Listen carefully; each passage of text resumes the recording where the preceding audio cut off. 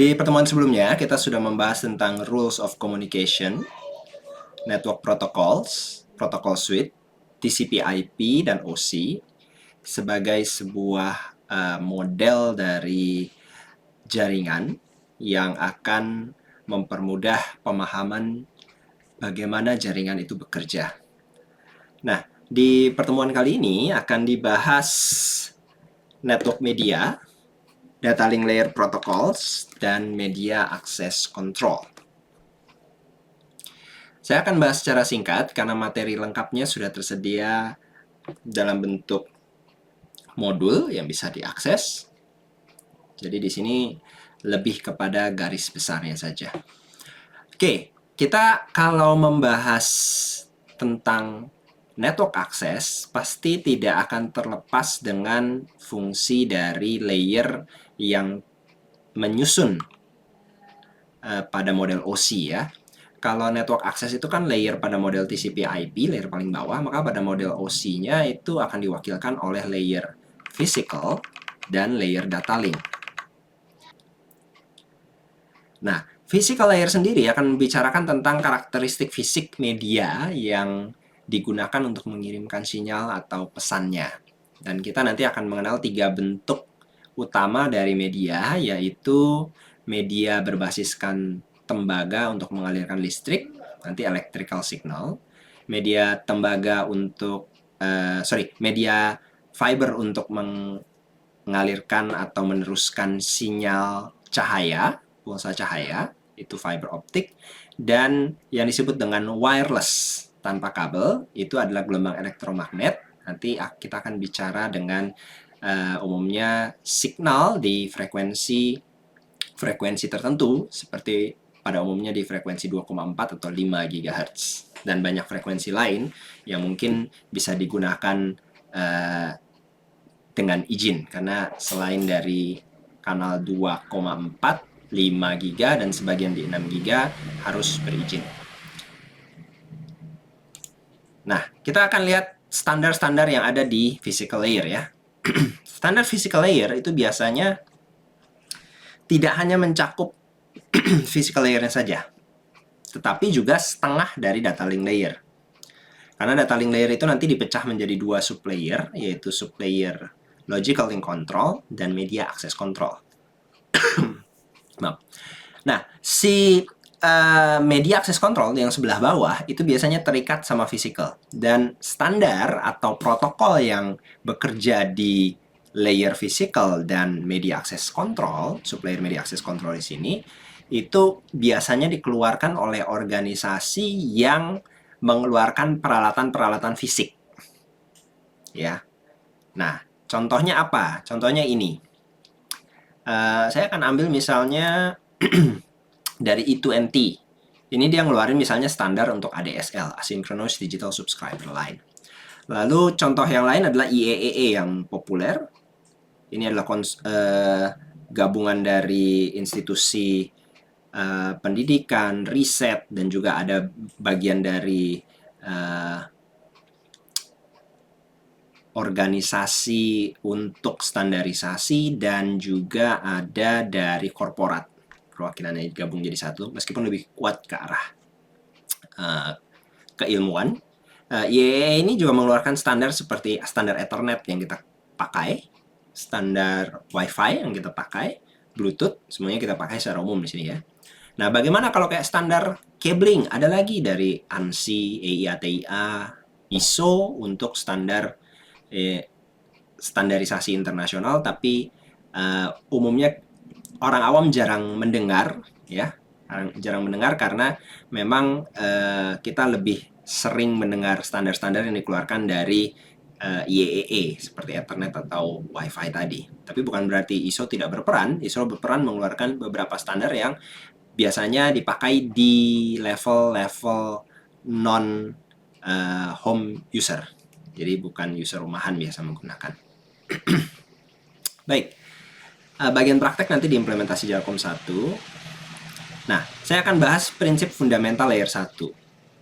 Jadi secara umum kalau kita bicarakan layer 1, layer si physical ini, maka ada komponen fisik ada encoding dan ada signaling. Kita akan bahas secara singkat satu persatu. Komponen fisik adalah yang terkait dengan bagaimana alat fisiknya, alat elektronik fisiknya yang membawa sinyal yang merepresentasikan bit. Termasuk di dalamnya itu kartu jaringan, konektor, kabel, interface, ya, port.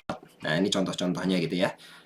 Dan ini banyak sekali jenisnya dan banyak sekali lembaga yang mengeluarkan standarnya sendiri-sendiri, baik itu nanti diadopsi secara massal ataupun diadopsi secara parsial, atau mungkin hanya digunakan pada merek vendor tertentu. Nah, kalau yang di sini di layar terlihat misalnya contoh interface fisik dari beberapa jenis kabel, ada yang serial, tembaga, ada yang fiber. Dan mungkin kalian memperhatikan juga sering kalian gunakan misalnya standar untuk cabling video, ya. Ini seperti yang ini, HD15 pin video. Atau sekarang kita sering mendengar standar-standar yang lebih baru seperti standar untuk port display port atau mini display port, gitu ya. HDMI, mini HDMI, dan lain-lainnya, gitu. Jadi itu ada yang dikembangkan secara bersamaan oleh beberapa lembaga dalam standarisasi umum massal, ada juga yang kepemilikan sebuah vendor tertentu. Nah, sesudah kita bicarakan si fisik, komponen fisik, kita bicarakan encoding. Encoding itu sebenarnya intinya mengubah stream data bit menjadi kode yang sudah ditentukan dan dikelompokkan dengan pola tertentu. Kenapa? Karena yang dikirimkan sebenarnya adalah 0 dan 1. Jadi 0 dan 1 ini harus dikirimkan dari titik A ke titik B dengan bentuk yang berbeda, yang bisa dikirim melalui media dan tidak rentan untuk disalahpahami oleh sisi penerimanya. Jadi salah satu langkah untuk menjamin itu adalah proses encoding diletakkan ke medianya dengan sebuah pola tertentu.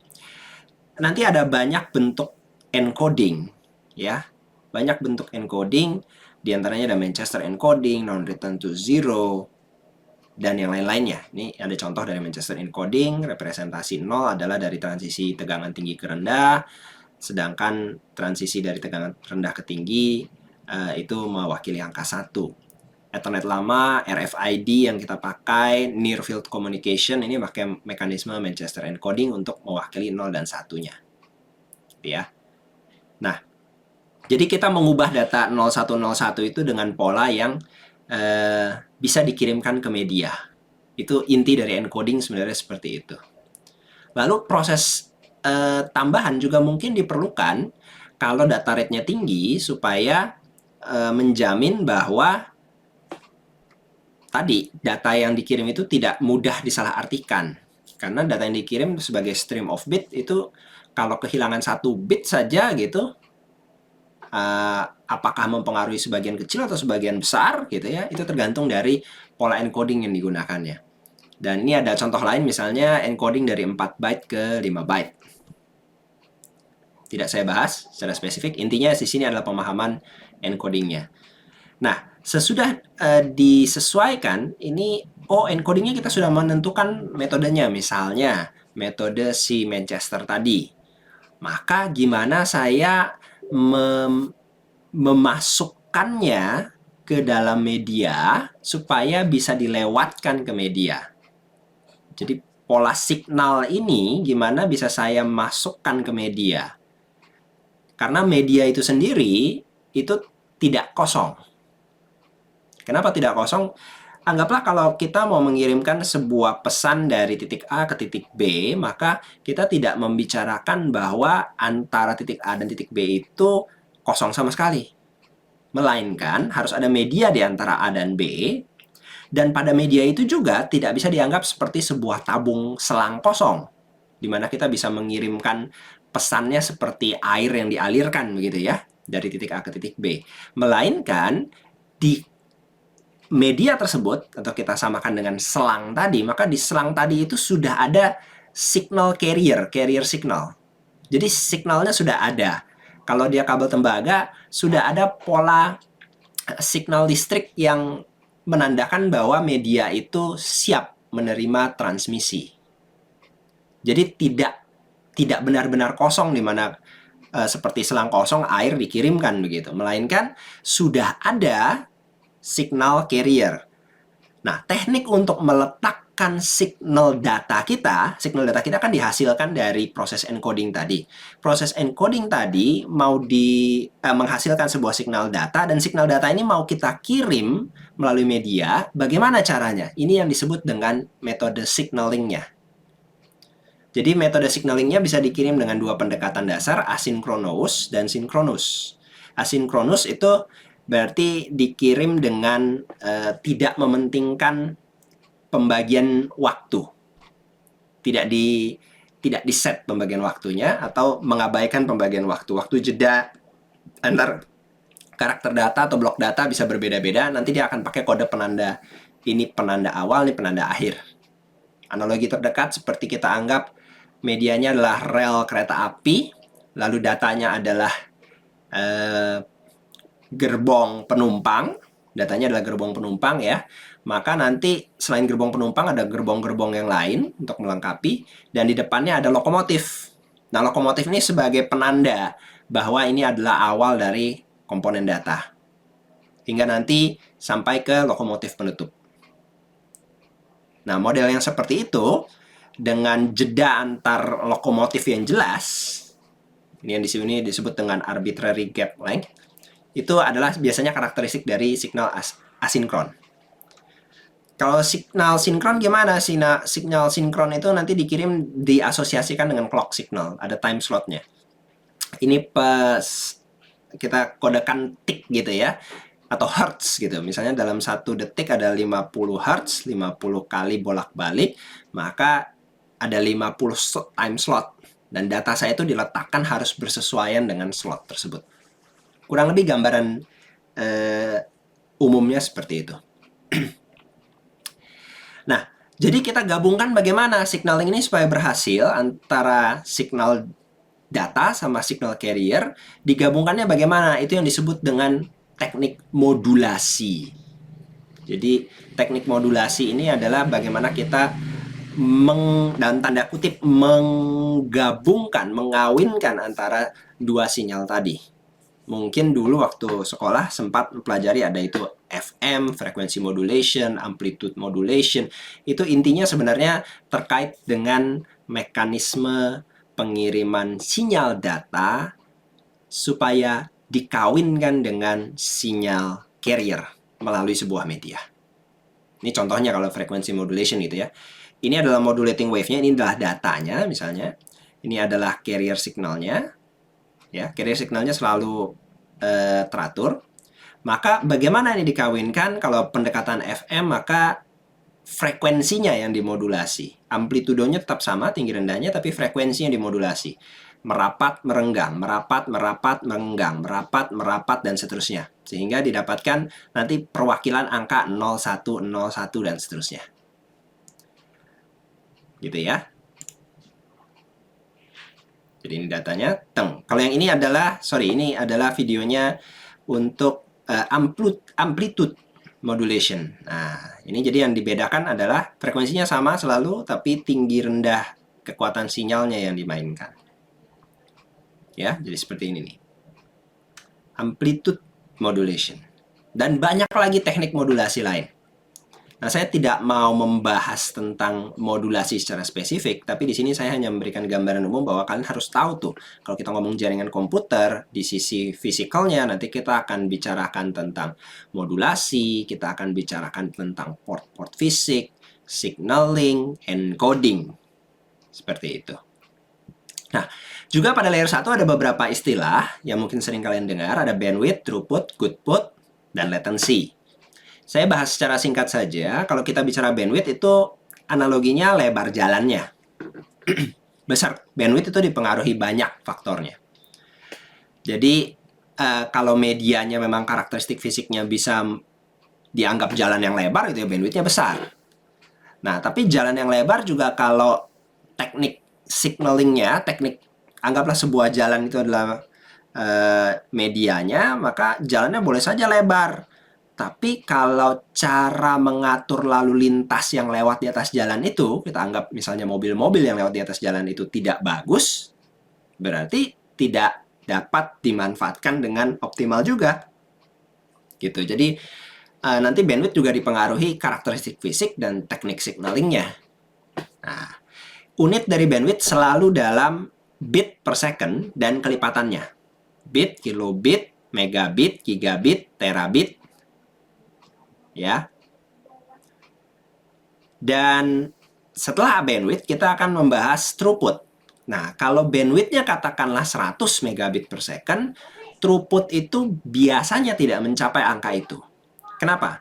Karena bandwidth itu besar maksimum kecepatan data yang bisa dikirimkan dalam satu satuan waktu secara teoritis dan dapat dipraktikkan atau dijalankan pada kondisi yang ideal, biasanya di lab, laboratorium, dalam proses pengembangan, dalam penyusunan standar. Tapi kondisi di lapangan dipengaruhi dengan faktor-faktor lain, seperti jumlah lalu lintas, jenis data, dan mungkin ada gangguan, interferensi, dan lain-lain. Sehingga throughput itu biasanya tidak nyampe bandwidth. Biasanya throughput itu kurang dari sama dengan bandwidth.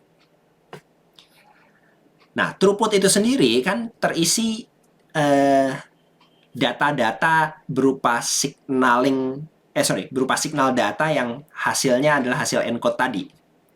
Nah, hasil encode tadi bukan berarti murni keseluruhannya adalah data yang bisa digunakan. Nah, kalau kita hanya mau mengukur murni data yang hanya bisa digunakan, maka istilahnya adalah goodput-nya. Dan goodput itu rata-rata lebih kecil daripada throughput. Tidak selalu, bisa saja sama, tapi rata-rata lebih kecil. Jadi urutannya adalah bandwidth selalu lebih besar, yaitu standar maksimumnya. Throughput kurang dari atau sama dengan dari bandwidth, sedangkan goodput adalah kurang dari atau sama dengan throughput. Istilah terakhir adalah yang saya mau bahas, latency di sini. Latency adalah jeda waktu sinyal antara pengirim mengirimkan pesannya, diterima oleh si penerima, sampai diterima oleh si penerima. Biasanya dihitung dari umumnya ya, kalau latensi fisik itu umum dari kartu jaringan ke kartu jaringan. Kartu jaringan pengirim sampai kartu jaringan penerima. Latensi yang lebih rendah lebih baik. Contoh, pada jaringan LAN yang baik, latensi untuk round trip time, waktu bolak-balik, itu adalah kurang dari 10 milidetik dengan besar paket yang sekitar 32 byte. Lebih besar daripada 10 milidetik, 10 milisecond, maka bisa dikatakan LAN ini kurang baik ini. Karena LAN kan cakupannya kecil ya. Cakupannya kecil, biasanya hanya 1 atau 2 switch, dan dengan ping dengan ukuran yang kecil harusnya bisa bolak-balik dengan waktu yang singkat. Kalau kalian yang pernah melakukan game online pasti mengenal istilah yang disebut ping. Nah, ping itu adalah istilah, boleh dikatakan istilah umumnya dari round trip time, latency round trip time, waktu bolak-balik. Jadi kalau misalnya kita main game A, terus tertulis game online ya, yang terhubung ke server, lalu A itu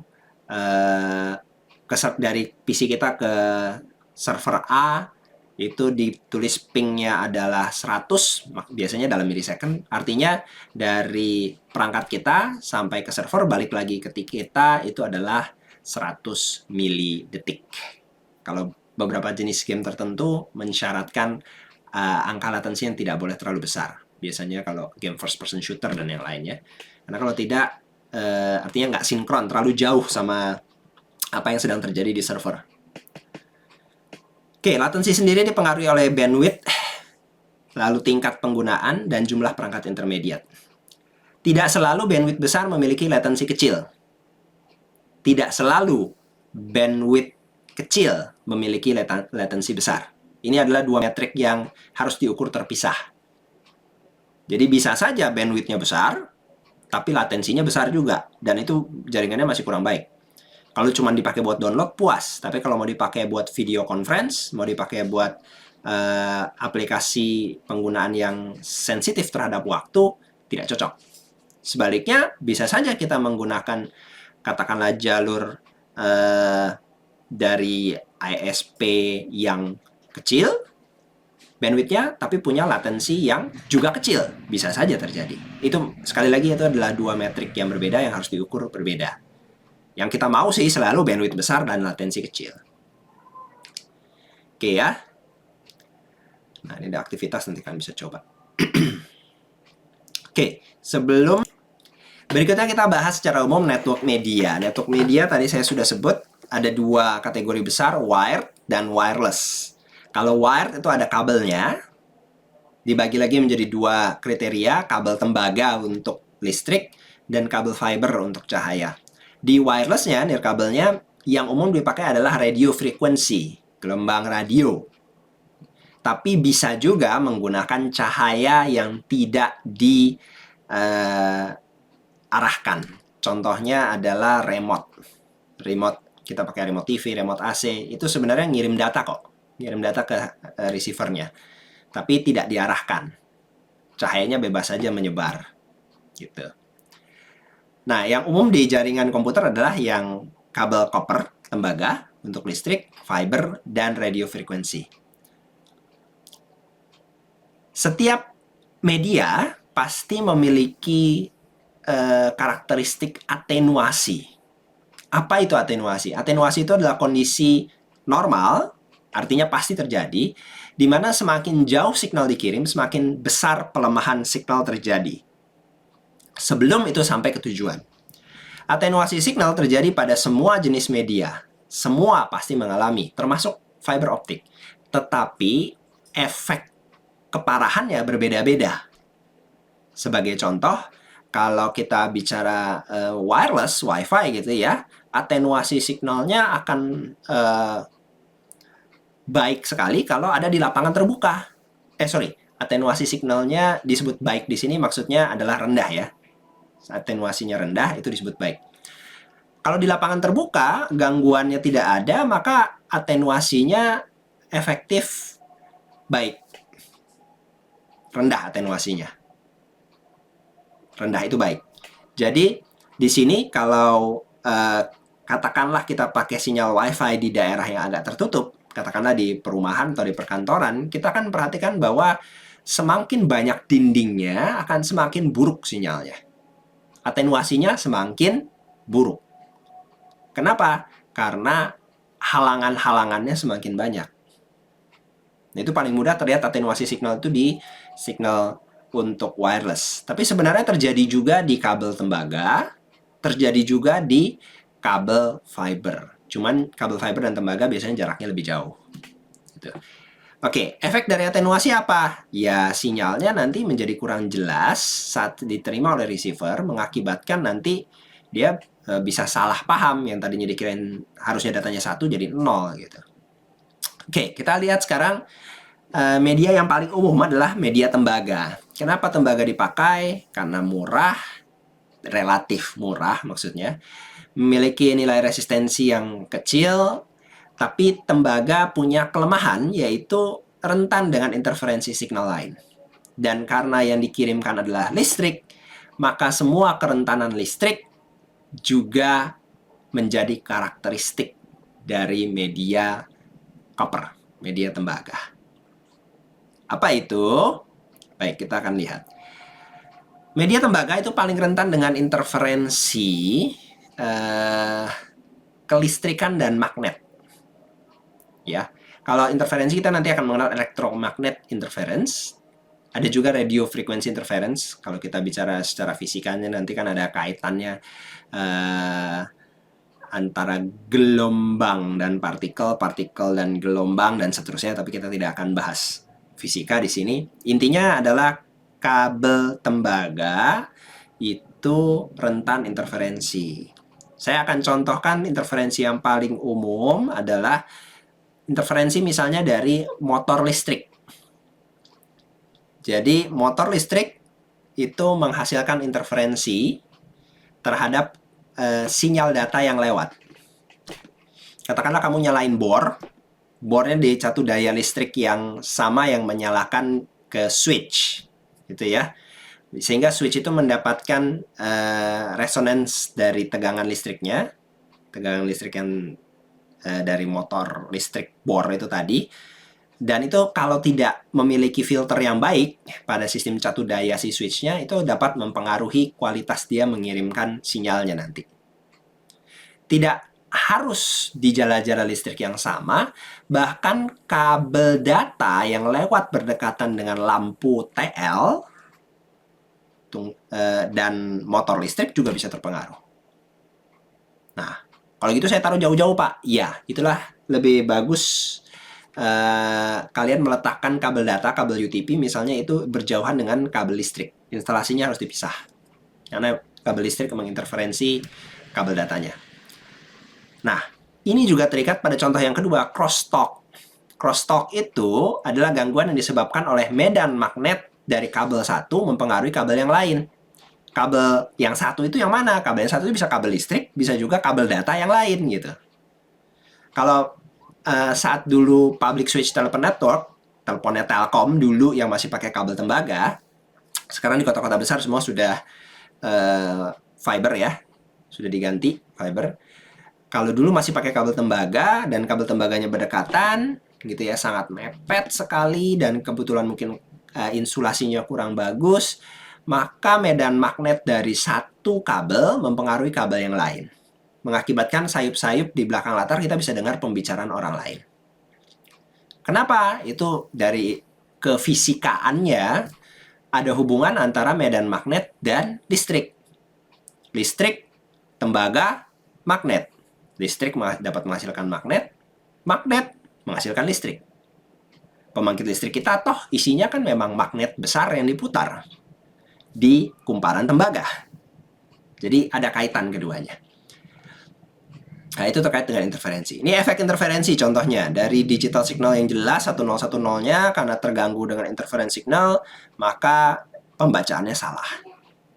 Jadi musuh-musuh pengiriman data di layer bawah ini yaitu seperti interferensi, seperti atenuasi, seperti supply daya yang tidak murni, dan seterusnya. Oke, jenis kabel tembaga, ini saya akan ajak cepat ya, kalian nanti bisa baca detailnya. Kabel tembaga ada UTP, unshielded, ada shielded. Bedanya apa? Ini contoh yang UTP, ini yang shielded, ada pelapis tambahannya. Kalau ini contoh kabel koaksial.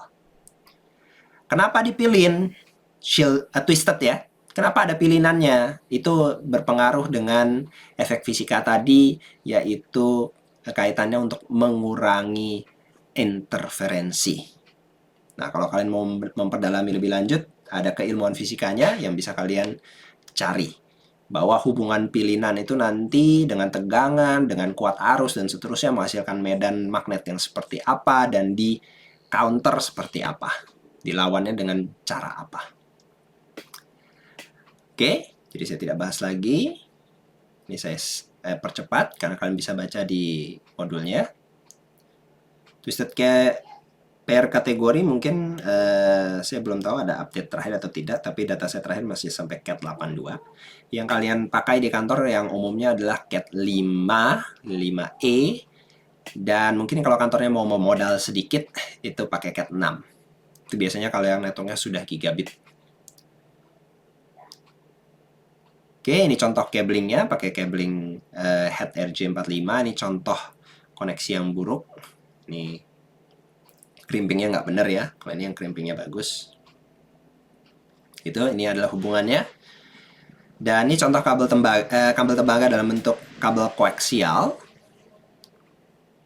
Perangkat-perangkat modem lama biasanya menggunakan ini. Kalau kita masih pakai TV analog biasa, kabel antena TV yang ini juga termasuk koaksial ya. Tapi di kondisi 10 tahun belakangan ini semua sudah, produk baru sudah menghindari kabel koaksial, sudah sekalian kabel fiber untuk bandwidth yang besar. Oke, catatan instalasi kabel tembaga. Semua kabel tembaga rentan terhadap bencana api kelistrikan, dipisahkan antara jalur data dengan jalur listrik ya. Peralatan harus di-grounding dan dibumikan. Instalasi juga harus diinspeksi secara berkala. Baik, ini contoh alat kabel tester.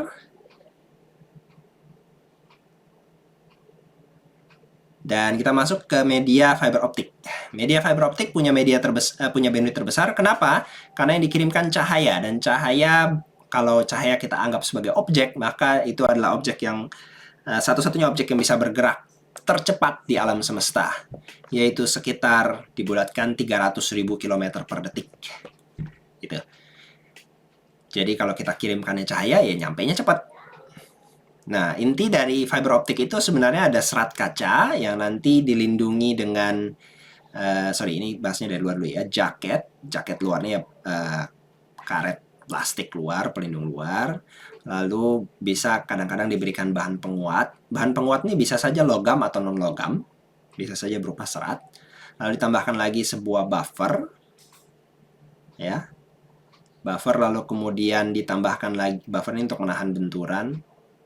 Lalu cladding ini biasanya adalah lapisan luar dari core yang membantu untuk memantulkan kembali cahaya yang mungkin keluar dari core, dari inti serat fibernya.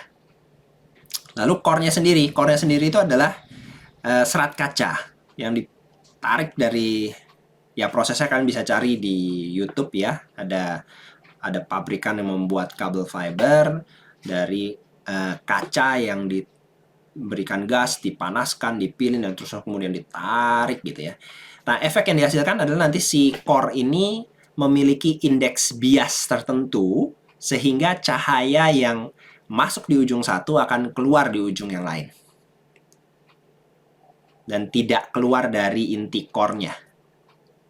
Saya tidak salah bicara, saya mengatakan indeks bias, bukan indeks pantul.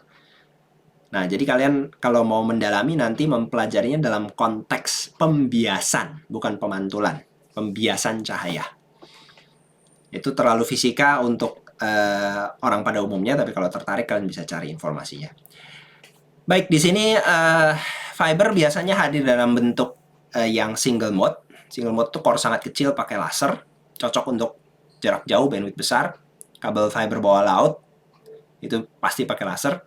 Dan kalau fiber bawah laut tidak hanya satu fiber saja ya, sekali diletakkan di bawah laut tuh kabelnya besar, bisa sebesar belalai gajah gitu atau kaki gajah, dan di dalamnya itu puluhan hingga ratusan kabel fiber.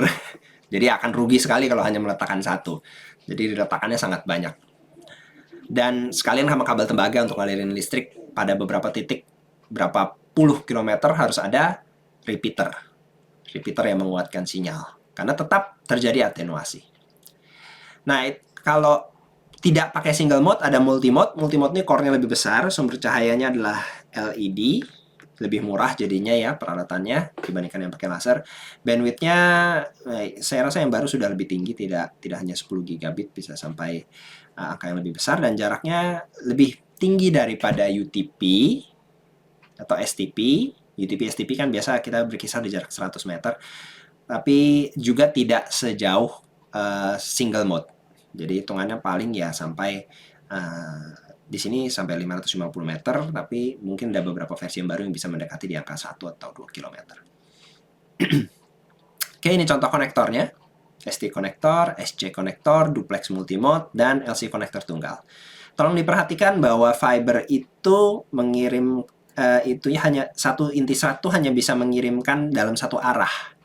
Jadi tidak bisa bolak-balik pada saat yang bersamaan.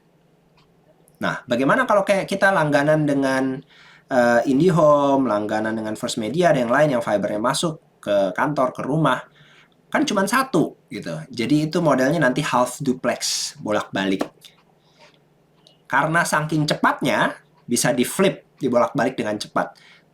Katakanlah, saya ambil kasaran mudahnya saja, misalnya setengah detik pertama untuk kirim, setengah detik berikutnya untuk nerima, setengah detik berikutnya kirim, setengah detik berikutnya nerima. Jadi satu kabel itu dipakai untuk ngirim bolak-balik. Gitu. Kalau mau benar-benar full duplex, maka kabel fibernya harus 2. Makanya di sini kayak seperti ini, terlihat ada 2 serat kacanya. Oke, kalau ini alat tester kabel optik, namanya Optical Time Domain Reflectometer. Ada beberapa link pengayaan yang nanti bisa dilihat. Sekarang kita bandingkan antara UTP versus fiber optik. Nah, mana yang menang? Nah, kalau kalian perhatikan di sini, UTP itu jaraknya tidak bisa terlalu jauh, bandwidth-nya juga tidak bisa terlalu tinggi, meskipun beberapa UTP baru di kategori Cat 8 itu bisa cukup tinggi, 40 gigabit ya, dan seterusnya. Tapi kalau dibandingkan dengan fiber, tetap fiber akan menang. Dan karena listrik yang dialirkan di kabel UTP atau STP, maka kekebalannya terhadap electromagnetic interference dan radio frequency interference rendah. Kekebalannya rendah berarti rentan. Sebaliknya, karena cahaya tidak terpengaruh oleh medan magnet, tidak terpengaruh oleh listrik, maka imunitasnya tinggi, atau bisa disebut juga di sini completely immune. Betul-betul kebal. Jadi kalian bisa meletakkan kabel fiber bersebelahan dengan kabel listrik tanpa mengalami gangguan EMI dan RFI. Gitu. Tapi biasanya kalau sudah pakai kabel fiber juga peletakannya agak hati-hati. Karena lebih mudah putus ya, lebih rentan putus. Gitu. Karena sifat itu, maka media dan konektor ini biasanya lebih mahal harganya. Fiber lebih mahal, instalasinya juga lebih sulit. Meskipun demikian, saya melihat dari perjalanan 20 tahun terakhir, dari zamannya dulu itu sebelum tahun 2000 adalah sangat bangga sekali punya layanan speedy dengan ADSL 300 kilobit per second ya. Sampai sekarang kita sudah sampai di titik di mana untuk koneksi internet memiliki 5 megabit per second itu rasanya sudah lambat. Gitu kan, kalau bisa lebih cepat lagi gitu kan, karena datanya yang dilewatkan sudah besar. Jadi transformasi itu cukup cepat dalam 20 tahun terakhir. Wireless teknologi itu tidak menggunakan kabel, namanya juga wireless, tidak ada kabelnya, tapi menggunakan gelombang radio. Nah, ada banyak protokol yang menggunakan gelombang radio. Kita tidak akan bahas satu-satu, tapi secara umum kalian pasti pernah mendengar bahwa dan pasti memakai di smartphone kalian. Mungkin saat kalian sedang melihat video ini, kalian menggunakan konektivitas wireless. Juga misalnya kalau kalian ada di satu lokasi tertentu, fix menggunakan Wi-Fi-nya, protokol Wi-Fi 802.11. Nah, itu semua wireless. Tapi wireless sendiri, dibalik keuntungan mobilitas tingginya, yaitu kita bisa berpindah, bergerak, tidak terganggu, sebenarnya ada beberapa keterbatasan. Yaitu, seperti yang tadi saya bilang sebelumnya, bahwa struktur bangunan, jenis bahan bangunan itu mempengaruhi sekali sinyal wireless, atenuasinya terpengaruh besar. Dan wireless rentan interferensi dari perangkat lain. Kalau kalian pernah di suatu lokasi ngelihat daftar wireless banyak banget gitu ya, buka mau connect ke wireless, SSID-nya banyak banget, sudah pasti berkemungkinan besar di situ sinyalnya pada bentrok. Berusaha menggunakan frekuensi yang sama di tempat yang sama. Khususnya kalau masih menggunakan Wi-Fi 2,4 GHz. Kalau sudah ke 5 GHz, sudah lumayan lah. Dan nanti yang sudah baru dan sudah keluar sekarang itu yang teknologi 6 GHz itu lebih baik lagi. Tapi pasar belum mengikuti secepat itu, karena perangkat-perangkatnya masih mahal. Ini hubungannya nanti sama biaya soalnya. Wireless juga punya keamanan yang lebih rendah. Kenapa? Karena sifat pengirimannya wireless, tidak diarahkan dalam kabel apapun, maka sinyal yang dikirimkan dari satu perangkat bisa didengarkan oleh semua perangkat lain dalam cakupan sinyal tersebut. Jadi ngamanannya gimana, Pak? Berarti datanya harus dienkripsi. Itulah mengapa ada mekanisme pengamanan wireless. Kalau pada kabel tembaga nggak seribet itu. Kenapa? Karena kalau mau menguping di kabel tembaga, kamu harus potong kabelnya, kulitin kabelnya, ambil tembaganya, lalu disolder, ditempelin, dihubungkan lagi. Tidak, bukan hal yang mudah nguping di kabel. Tapi kalau nguping di wireless itu mudah. Sebagai contoh, saya bisa dengan mudah menyalakan sebuah kartu jaringan set di Linux tentu saja, lebih mudah ya dibanding Windows. Lalu saya bisa mengatur kartu jaringan tersebut untuk dalam mode promiscuous, mendengarkan saja. Lalu semua lalu lintas di sekitar perangkat itu akan bisa saya dengarkan. Saya bisa dengarkan sinyalnya, tapi belum tentu saya bisa pahami, karena ada enkripsi tadi. Kalau saya juga tahu kunci enkripsinya, bisa saya buka. Dan itu sebenarnya bukan hal yang sulit. Jadi, berhati-hatilah dengan wireless. Oke, ini beberapa standar Wi-Fi, nanti akan diupdate lagi. Standarnya terbarukan terus. Ya. Oke. Oke, berikutnya adalah kita bahas secara umum fungsi dari layer berikutnya di model OSI adalah data link layer. Data link layer memiliki peran menyiapkan paket yang dikirimkan sesuai medianya. Supaya fungsi itu bisa tercapai, maka kita akan melakukan data link layer akan melakukan enkapsulasi terhadap PDU layer 3. PDU layer 3 itu kan paket ya. Paket akan diubah menjadi frame. Dan di frame ini ada beberapa penambahan informasi. Data link layer bertanggung jawab pertukaran frame antar node. Maksudnya apa? Jadi protokol data link layer nanti tanggung jawabnya adalah pertukaran dari kartu jaringan A ke kartu jaringan B. Dia tidak membicarakan dari komputer A ke komputer B, tapi dia membicarakan dari kartu jaringan A ke kartu jaringan B. Dan si B ini belum tentu adalah tujuan akhirnya. Bisa jadi dari kartu jaringan laptop kita misalnya sampai ke router terdekat. Itu juga ada kartu jaringan di router. Dan itulah tugas data link layer, lebih pendek gitu ya. Jadi pengalamatannya jika digunakan, itu pengalamatan yang mengacu pada alamat node berikutnya. Belum tentu alamat terakhir dari perjalanan data. Oke. Si data link layer itu dipecah menjadi dua sublayer, LLC sublayer dan MAC sublayer. Dan di sini tadi saya sebutkan di depan bahwa MAC sublayer bersama physical itu biasanya disatukan dalam implementasi di lapangannya menjadi sebuah protokol yang kita kenal seperti protokol Ethernet, protokol Wi-Fi, protokol Bluetooth, WiMAX, terus HSDPA, 3G gitu ya.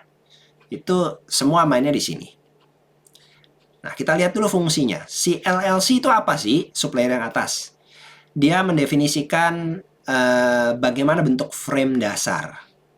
Dan dia mengenkapsulasi paket yang diterima dari layer atas.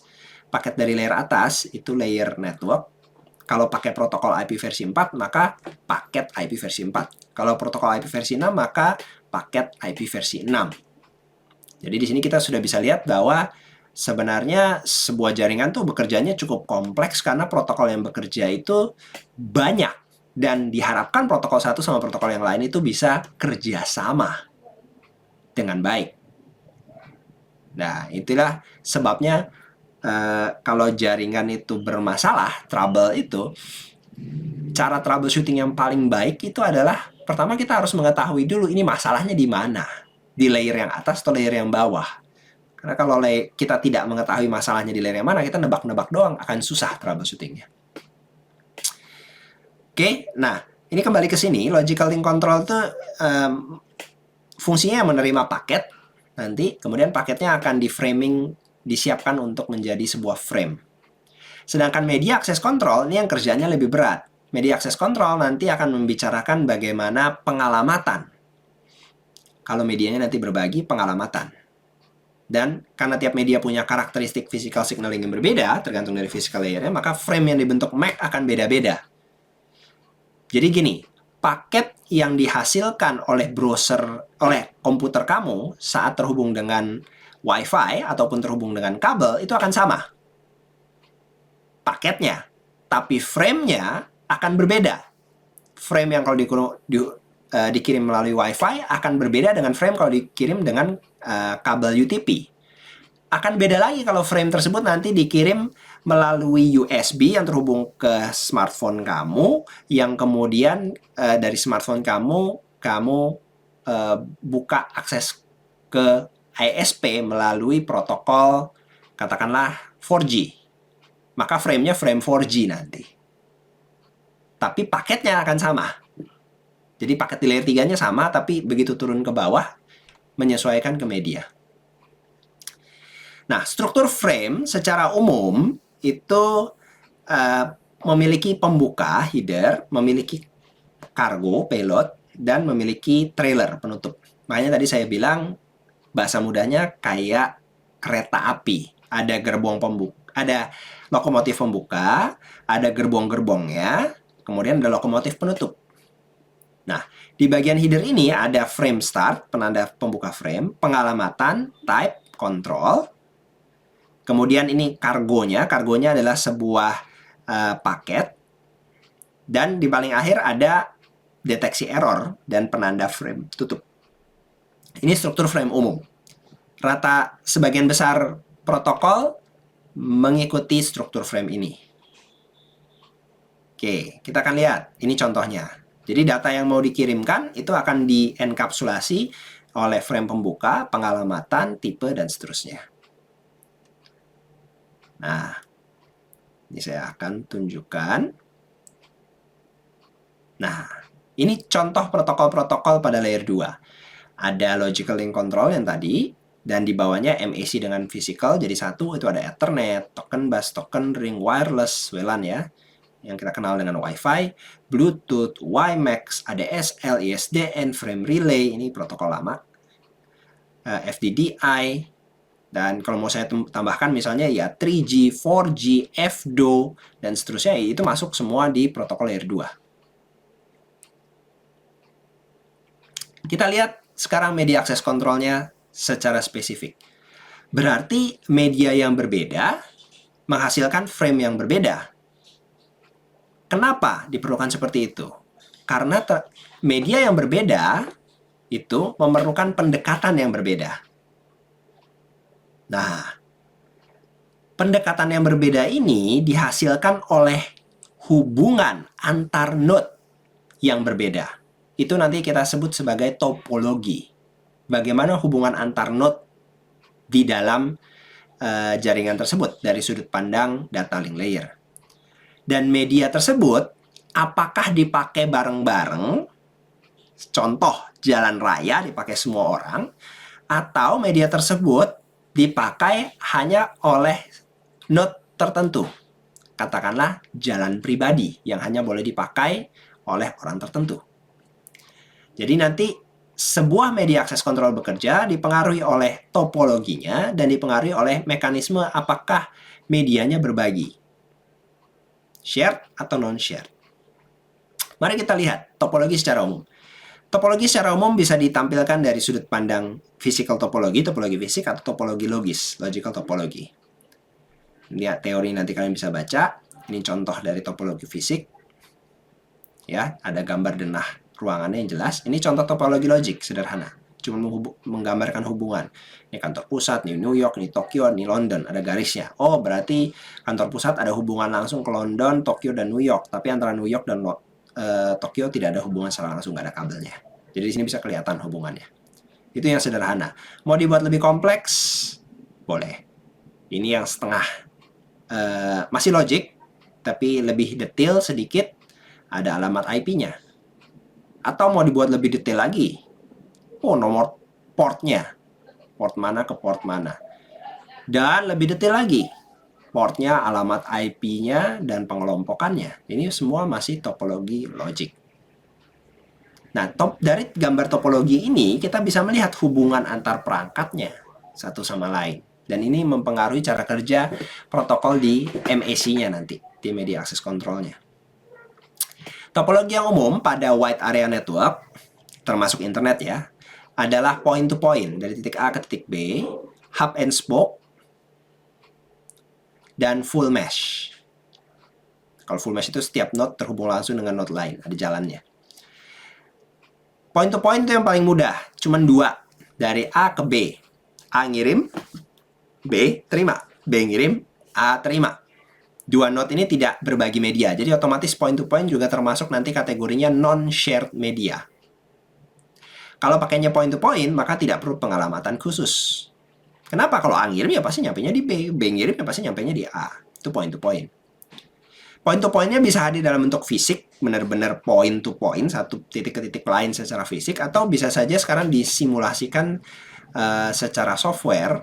Nanti ada sebuah network yang mungkin kompleks di dalamnya, tapi dari sudut pandangnya si A dan si B di sini, si pengirim dan si penerima, mereka melihatnya hanya jalur ini punya saya. Dia tidak melihat detail dari kompleksitas alat fisik yang dipakai. Nah, bentuk pengiriman point to point itu bisa full duplex, kirim dan terima bersamaan, atau half duplex, kirim dan terima bergantian. Bagaimana kalau di LAN? Nah, kalau di LAN, topologi yang umum itu kita sering lihat star, extended star, di kantor-kantor paling seringnya seperti ini. Bus, ini topologi lama, tapi masih valid, karena sebenarnya topologi star itu adalah turunan dari si bus. Dan topologi ring, ini juga tidak umum lagi. Yang paling umum kita pakai adalah sekarang star dan extended star. Kalau star, lihat dari gambar sudah jelas, nanti di tengah-tengahnya ada perangkat konsentrator berupa switch. Paling mudah diimplementasi, scalable, mudah diperbaiki. Kalau bus, ini teknologi agak lama, gitu ya. Dulu masih murah, kalau sekarang kita mau implementasi malah jadi susah karena alatnya nggak ketemu lagi.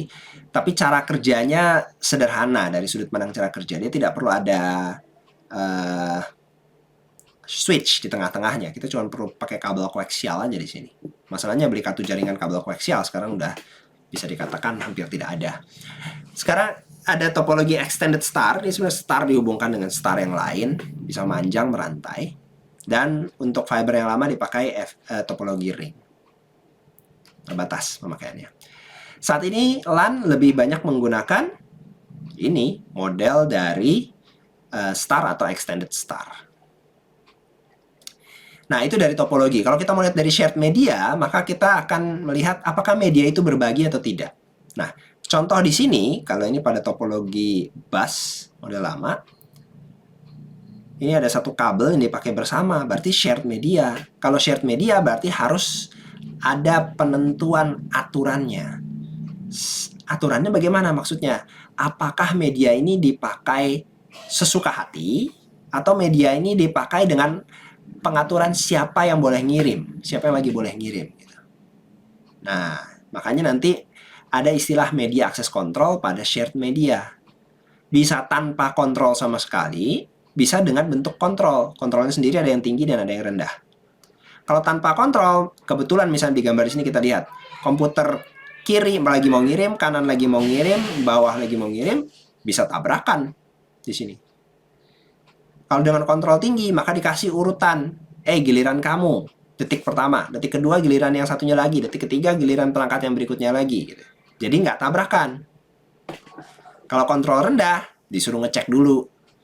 Ada yang lagi make nggak? Kalau nggak ada yang lagi make, kamu boleh pakai. Gitu. Nah, jadi itu control with turns, kontrol tinggi, dan kalau yang kontrol tadi berdasarkan kondisi disebut contention base. Oke, nanti kalian baca ini detailnya control with turns, contention base seperti apa. Nah, lalu bagaimana kalau pada non-shared media, media access controlnya gimana? Ya tadi, contohnya pada point to point, karena cuma 2 node, maka kontrolnya sederhana. Tidak perlu ada mekanisme rumit. Tidak perlu ada pengalamatan unik. Nah, intinya, dari tadi saya ngocehin tentang topologi, shared media. Maksudnya apa sih, Pak? Maksudnya ini loh bedanya nih. Nah, saya akan menunjukkan perbandingan tingkat kontrol media access control pada lingkungan yang berbeda. Jadi pada lingkungan jaringan yang rentan gangguannya, diperlukan kontrol yang lebih ketat. Lingkungan yang dianggap lebih aman, maka kontrolnya dilonggarkan. Apa efeknya kalau kontrolnya diketatkan? Kalau kontrol diketatkan, itu berarti untuk menjalankan kontrolnya dia menambahkan informasi tambahan selain dari data, lebih banyak. Header dan trailernya lebih besar. Kalau header dan trailernya lebih besar, maka kecepatan transmisinya pasti lebih lambat secara keseluruhan. Analogi mudah begini. Kalian melihat sebuah kereta yang membawa 5 gerbong penumpang dan membandingkannya dengan sebuah kereta yang membawa 10 gerbong penumpang. Lokomotifnya tetap harus ada di depan. Tapi saat dikirim, kalau mereka dua-duanya dengan kecepatan yang sama, maka kita akan bilang, oh, akan lebih efisien yang 10 gerbong penumpang. Tapi pada lingkungan yang kurang aman, tidak mungkin dipaksakan 10 gerbong penumpang. Harus dikecilin gerbong penumpangnya. Jadi perbandingan antara gerbong penumpang sama lokomotif itu jadi lebih dekat. Katakanlah satu lokomotif 5 gerbong penumpang. Sedangkan pada lingkungan yang lebih baik, bisa perbandingannya satu lokomotif 10 gerbong penumpang. Ini yang dimaksud dengan tingkat kontrol emisinya. Analogi mudahnya seperti itu ya. Jadi kalau pada lingkungan yang terlindungi, dependabilitas terhadap jaringannya lebih baik, kontrolnya juga lebih longgar. Kontrolnya longgar mengakibatkan header trailernya lebih kecil, overheadnya lebih kecil, transmisinya lebih cepat. Nah, jadi gimana sih Pak maksudnya? Nih, saya kasih contoh langsung.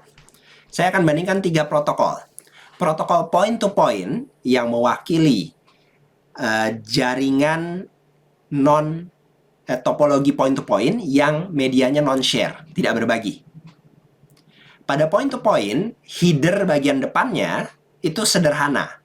1 byte untuk flag, penanda buka, 1 byte untuk alamat, 1 byte untuk kontrol, 2 byte untuk protokol. Datanya variabel, artinya ukuran byte-nya di sini bisa sedikit, bisa banyak. Di paling belakang, 2 atau 4 byte frame check sequence. Frame check sequence ini check error. Kalau kita lihat dari frame untuk point-to-point, strukturnya sederhana dan ukuran headernya tidak besar. Ini kalau kalian perhatikan, ukuran headernya 1 byte, 1 byte, 1 byte ya, kecil lah ya. Saya bandingkan dengan Ethernet. Ethernet itu kabel UTP yang sering kalian gunakan di kantor, yang ada di kampus, yang dicolokkan ke switch gitu ya. Itu Fast Ethernet atau Gigabit Ethernet sama standarnya dari Ethernet. Ethernet medianya berbagi, bukan point to point, tapi ada bagian berbaginya, yaitu si switch-nya itu nanti berbagi. Jadi harus ada pengalamatan yang lebih kompleks. Perhatikan besar headernya. Preamble-nya 8 byte, destination 6 byte, source 6 byte, type 2 byte, dan datanya maksimum sampai 1500 byte saja. Baru diakhiri 4 byte untuk frame check sequence. Terlihat di sini, Ethernet headernya lebih besar. Bandingkan dengan yang Wi-Fi. Standar Wi-Fi, itu ya, kalian bisa lihat banyak sekali headernya. Wah, ada frame kontrolnya 2 oktet di sini sama dengan byte ya. Oktet itu kan 8 bit. Jadi ada 2 byte frame control, ada 2 byte duration ID, 6 byte destination address, 6 byte source address, 6 byte receiver address, 2 byte sequence control, 6 byte transceiver address, bodinya bisa sampai 2312, 4 byte frame check sequence. Terlihat bahwa Wi-Fi yang medianya berbagi dan kemungkinan tabrakannya tinggi, katakanlah pada milidetik yang sama kartu jaringan saya mengirim, pada milidetik yang sama juga kartu jaringan dari handphone saya di sebelah laptop ini mengirim, maka bisa jadi sinyalnya saling mengganggu kalau mereka di frekuensi yang sama. Maka untuk mengatasi itu, mengatur gimana kirim ulangnya, mengatur bagaimana mendeteksi ada tabrakannya, dan seterusnya, dibuat kompleks bagian headernya. Nah, kalian bisa bandingkan sendiri. PPP ukuran header cuma 7-9 byte, Ethernet 26 byte, Wi-Fi 34 byte. Memang Wi-Fi memiliki keuntungan payloadnya maksimumnya bisa lebih besar, 2312. Tapi kalau kita mengambil angka yang sama, nanti katakanlah payloadnya semua sama di 1500, kita akan lihat bahwa PPP yang akan memiliki besar besar total yang harus dikirim lebih sedikit. Kenapa? Karena headernya lebih sedikit. Begitu. Oke. Sebagai kesimpulan, kita sudah bahas Ada physical layer, data link layer, dan media access pada pertemuan ini. Nanti pada pertemuan yang berikutnya akan dibahas secara spesifik protokol Ethernet. Demikian akhir pertemuan ini. Terima kasih sudah mengikuti dan menyaksikannya.